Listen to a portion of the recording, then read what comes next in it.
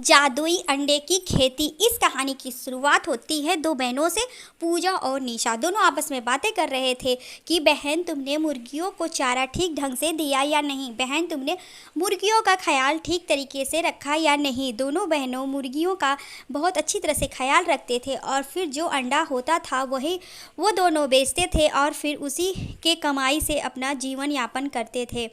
दोनों बहनें आपस में बात कर लिए, उसके बाद जाते हैं घर में और फिर घर के रूटीन में लग जाते हैं, जैसे झाड़ू लगाना, खाना बनाना और दूसरे कामों में दोनों बहनें लग जाते हैं। घर का काम ख़त्म हो जाता है तो दोनों बहनें अंडा का ट्रे लेते हैं और फिर दुकान में सजा कर बेचना स्टार्ट कर देते हैं। तभी एक ग्राहक आता है तो बोलता है कि बेटा, 2 अंडा देना और बॉईल करके देना और बाकी के 4 अंडे ऐसे ही पैक करके देना।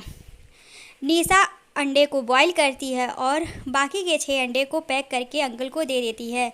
देखते ही देखते मधुमक्खी की तरह बहुत ढेर सारे लोग अंडा खरीदने के लिए आते हैं और हाथों हाथ पूजा और निशा के सारे अंडे बिक जाते हैं। पूजा निशा के पिताजी का एक्सीडेंट में डेथ हो गया था, जिसके वजह से दोनों अकेले हो गए थे और ये अंडा बेच करके ही अपना जीवन यापन करते थे। उनका जीवन जीने का सहारा मुर्गियाँ थी जो अंडे देते थे। पूजा निशा का दुकान बहुत ही अच्छी तरह से चल रहा था और कमाई भी अच्छी खासी हो जा रही थी।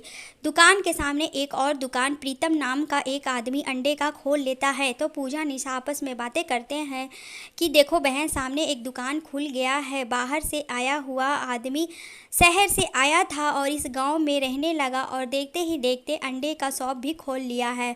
लेकिन प्रीतम की दुकान पे कोई भी कस्टमर नहीं जा रहा था क्योंकि वो अंडा बहुत महंगा दे रहा था। तो प्रीतम दिमाग लगाता है और अंडे का रेट कम कर देता है, जिसकी वजह से देखते ही देखते ढेर सारे कस्टमर प्रीतम के दुकान पे आते हैं और पूरा अंडे की खरीदारी करने लगते हैं। पूजा और निशा का अंडा कोई भी नहीं खरीदता है क्योंकि प्रीतम बहुत ही कम रेट में बेच रहा था। प्रीतम की आज बहुत अच्छी कमाई हुई थी। वह अपनी पत्नी से बताता है कि देखो, मेरा ट्रिक काम कर गया। मैंने सस्ते दामों में अंडे को खरीदा और सस्ते दामों में बेच दिया। तो प्रीतम की पत्नी बोलती है कि आप धंधा में बहुत ही गलत काम करते हैं, इसीलिए उस शहर से भगाए गए हो। यहाँ पे समझदारी से काम करो, नहीं तो यहाँ से भी भगाए जाओगे। अगले दिन जब प्रीतम अपनी शॉप खोलता है तभी एक आदमी आकर के प्रीतम को बोलता है कि मैंने तुम्हारे दुकान से 10 अंडे लिए, जिसमें से 5 अंडे खराब निकले। मैं तुम्हारे अंडे वापस करता हूँ। मैं पूजा और निशा की दुकान से जब भी अंडे लेकर जाता हूँ तो उसके अंडे कभी ख़राब नहीं होते हैं। पूजा और निशा बहुत ही फ्रेश और ताज़े अंडे बेचते हैं। देखते ही देखते ढेर सारे कस्टमर जो जो प्रीतम से अंडा खरीद कर लेकर गया था, वो सारे लोग एक एक करके प्रीतम को वापस कर देते हैं अंडा और उस अंडे का कीमत लेते हैं और सारे कस्टमर पूजा और निशा की दुकान पे आते हैं और फ्रेश ताज़े अंडे लेकर के जाते हैं खुशी खुशी। प्रीतम के पास कस्टमर का लाइन लगा था, लेकिन अंडा खरीदने वाले का नहीं, अंडे को रिटर्न करने वाले का। जो कल लेकर के गए थे वो सारे आज रिटर्न करके पैसे वापस मांग रहे थे। ये सारी चीज़ें जब पूजा और निशा देखती है तो मन ही मन में सोचती है कि हम लोग फालतू में डर रहे थे कि एक दूसरी दुकान खुल जाने से हम लोगों का बहुत ही घाटा और नुकसान हो गया। प्रीतम को ये बात बहुत ही बुरा लगता है और वो रात को मुर्गियों के पास पहुंच जाता है और दिमाग लगाता है कि मैं अगर मुर्गियों को जला दूं तो ना ही रहेंगी मुर्गियां और ना ही आएंगे अंडे। तब मैं देखता हूं कि पूजा और निशा किस तरह से दुकान चलाते हैं। पूजा और निशा जब आकर देखते हैं तो मुर्गियां सारी जल रही थी। पूजा और निशा बहुत पानी डालते हैं लेकिन मुर्गियों को बचा नहीं पाते हैं। उन दोनों के आँखों के सामने सारी मुर्गियाँ जलकर ख़त्म हो जाती है। पूजा और निशा बहुत उदास हो जाते हैं और सोचते हैं कि अब इस गाँव में रहने का कोई मतलब नहीं है, अब हमें ये गांव छोड़कर बाहर ही जाना पड़ेगा। और उधर प्रीतम क्या करता है कि और दूसरा कोई अंडा बेचने वाला था नहीं तो वो अपने अंडे की रेट बहुत ज़्यादा बढ़ा कर बेचने लगता है। निशा मुर्गियों की जगह पे जाके रो रही थी और उसकी आंखों से निकला हुआ आंसू ज़मीन पर गिरता है। उसी समय देखते ही देखते बहुत ढेर सारे पौधे निकल आते हैं और उन पौधों में अंडे लगे हुए थे। तभी आवाज़ सुनाई देता है, निशा तुम डरो मत, मैं मुर्गियों की आत्मा से बना हुआ पौधा हूँ और ये अंडे मैंने मुर्गियों के कहने पर ही अपने पौधों में लगाए हैं। तो पूजा आती है तो बोलती है कि पहले मैं अंडे को चेक करूँगी।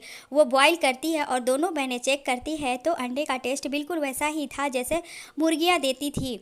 दोनों बहनें एक एक करके ढेर सारे अंडे तोड़ लेते हैं और अपनी शॉप को खोल देते हैं। देखते ही देखते ढेर सारे कस्टमर आ जाते हैं और फिर पूजा निशा के अंडे खरीदने लगते हैं। प्रीतम का कोई भी अंडा नहीं खरीदता है तो प्रीतम सोचता है, लगता है ये लोग फिर मुर्गियाँ ले आए हैं। आज रात को मैं जाऊँगा और सारी मुर्गियों को जला दूंगा।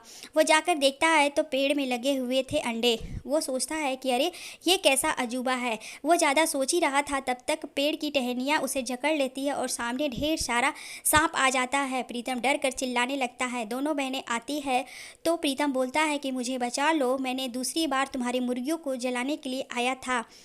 तो पूजा और निशा प्रीतम को माफ़ कर देती है और प्रीतम कसम खाता है कि मैं अब तुम्हें परेशान नहीं करूँगा, मैं ये गांव छोड़कर चला जाऊँगा। फिर से पूजा और निशा अपनी दुकान चलाने लगते हैं। दूसरी कहानी की शुरुआत कुछ इस तरीके से होती है कि भोलू और रामू दोनों जमींदार के खेतों में काम कर रहे थे। तो रामू बोलता है कि भोलू तुम काम आगे बढ़ाओ, मैं जा रहा हूँ घर, क्योंकि मैं काफ़ी देर से काम कर रहा था। तो भोलू बोलता है ठीक है तुम जाओ और मैं बाकी का बचा हुआ काम ख़त्म कर दूंगा, उसके बाद फिर मैं घर चला जाऊंगा। तो भोलू अकेले ही काम कर रहा था। भोलू इस गांव में रह रहा था और भोलू के परिवार में उसकी पत्नी और 7 साल की एक बेटी और उसकी बूढ़ी माँ थी। वो जमींदार के खेतों में सब्जी उगाता था और भोलू दिन भर खेतों में काम करता था और जब 1 महीना बीत जाता तो वो जमींदार के पास जाकर के पैसे लेता था और उसी पैसे से उसका घर खर्च होता था। उसकी पत्नी राशन खरीद के लाती थी और खाना बनाती थी। 1 महीना बीत गया था तो भोलू जाता है जमींदार के पास पैसे लेने के लिए। तो जमींदार सिर्फ 2,000 रुपये देता है और बोलता है कि बस तुम्हारा हो गया। तो भोलू बोलता है कि मालिक आप बहुत गलत कर रहे हैं मेरे साथ, 10,000 का बात करके आप सिर्फ 2,000 दे रहे हैं, मुझे 8,000 और दीजिए। तो मालिक बोलते हैं कि तुम खेतों में बस थोड़ा बहुत ही काम करते हो, जितना काम करते हो उतना पैसा तुम्हें मिल गया है। भोलू बार बार बोलता है तो जमींदार भोलू को डांट कर अपने घर से भगा देता है। उदास मन से भोलू 2,000 रुपया लेकर अपने घर की ओर आता है और मन ही मन में सोचता है कि इतने कम पैसे में मैं कैसे कैसे क्या करूँगा। वहाँ भोलू की पत्नी इंतज़ार कर रही थी तो भोलू अपने पास से 2,000 रुपया निकाल कर अपनी पत्नी को देता है। तो भोलू की पत्नी बोलती है कि इतने कम पैसे में कैसे माँ जी का दवा आएगा और कैसे मुन्नी का फीस के पैसे आएंगे। वैसे कोई बात नहीं, मैं इतने ही थोड़े से पैसे लेकर बाज़ार जा रही हूँ और मैं राशन खरीद कर लाती हूँ और देखती हूँ आगे क्या करना है। तो एक सब्जी वाले ठेले के पास जाती है मालती और लेती है थोड़े से आलू और मेथी। सोचती है आज आलू मेथी की सब्ज़ी बना दूंगी और चलते चलते आटा और चावल भी खरीद लेती है। जब वो घर की तरफ आ रही थी तो एक ठेले पे शिमला मिर्च लेकर बेच रही थी एक 10 साल की छोटी सी बच्ची और बोलती है कि आंटी आप मुझसे ये सब्ज़ी खरीद लो। तो वो मालती बोलती है कि बेटा मैंने तो सब्ज़ी आज के लिए ख़रीद लिया है, मैं कल ले लूँगी। तो वो मुन्नी बच्ची जो है वो बोलती है बार बार आंटी ख़रीद लो, मेरी मम्मी का बहुत ज़्यादा तबीयत ख़राब है और मैं ही अपना घर संभालती हूँ, प्लीज़ आंटी ख़रीद लो, 50 रुपये का मैं दूँगी। उस बच्ची के बार बार रिक्वेस्ट करने पे मालती 50 रुपया का 1 किलो शिमला मिर्च खरीदती है और उसके बदले में उसे 100 का नोट दे देती है। तो बच्ची बोलती है कि मेरे पास छुट्टी नहीं है आंटी, मैं क्या करूं। तो मालती बोलती है कि बेटा तुम रख लो और इन पैसों से अपनी माँ के लिए दवा ले लेना और मुझे पैसे रिटर्न मत करो। मालती सब्ज़ी लेकर के अपने घर आने लगती है और सब्ज़ी रख देती है और फिर उसके बाद खाना बनाना स्टार्ट करती है। तभी मुन्नी आकर बोलती है कि मम्मी तुमने मेरे लिए चॉकलेट नहीं लाया। मालती मुन्नी से कहती है कि बेटा मैंने आज तुम्हारे लिए चॉकलेट नहीं लाया, जब मैं घर आ रही थी तो रास्ते में एक 10 साल की बच्ची मिली जो मुझे शिमला मिर्च बेचा और वो बच्ची पे देखकर मुझे बहुत दया आ रहा था। वो इतनी छोटी सी थी और अपना घर संभाल रही थी। इतना कहकर मालती चली जाती है अंदर खाना बनाने के लिए। वो शिमला मिर्च लेकर धुलने लगती है। तभी शिमला मिर्च से आवाज़ आता है कि मुझे ज़्यादा मत धुलो नहीं तो मुझे सर्दी जुकाम हो जाएगा। मालती इधर उधर देखती है और बातों को इग्नोर करती है और फटाफट से रोटियाँ बनाने लगती है। जब सब्जी बनाने के लिए शिमला मिर्च को काटने लगती है तो शिमला मिर्च उसके हाथों से उड़कर साइड में हो जाता है। बोलता है अरे अरे मुझे मत काटो और उसमें से छोटे छोटे हाथ पैर और उसकी आंखें निकल जाती हैं। मालती ये सारी चीज़ें देखकर डरने लगती है। तो शिमला मिर्च बोलता है कि मैं परीलोक से आया हूँ और मैं एक जादुई शिमला मिर्च हूँ, जो भी तुम्हें चाहिए मुझसे मांगो। तो मालती बोलती तुम तो इतने छोटे से हो तो तुम मेरी मदद क्या करोगे। तो शिमला मिर्च बोलता है कि जिस बच्ची से तुमने शिमला मिर्च ये खरीदा है वो रानी परी है और गरीबों की मदद करने के लिए मुझे भेजी है। तो मालती बोलती है अगर तुम्हारे में शक्ति है तो पहले खाना लाओ क्योंकि मेरा परिवार भूखा है। शिमला मिर्च से एक अच्छी सी रोशनी आती है और ढेर सारा खाने का आइटम आ जाता है। मुन्नी आकर बोलती है कि मम्मी आज तुमने तो बहुत अच्छा खाना बनाया है। फटा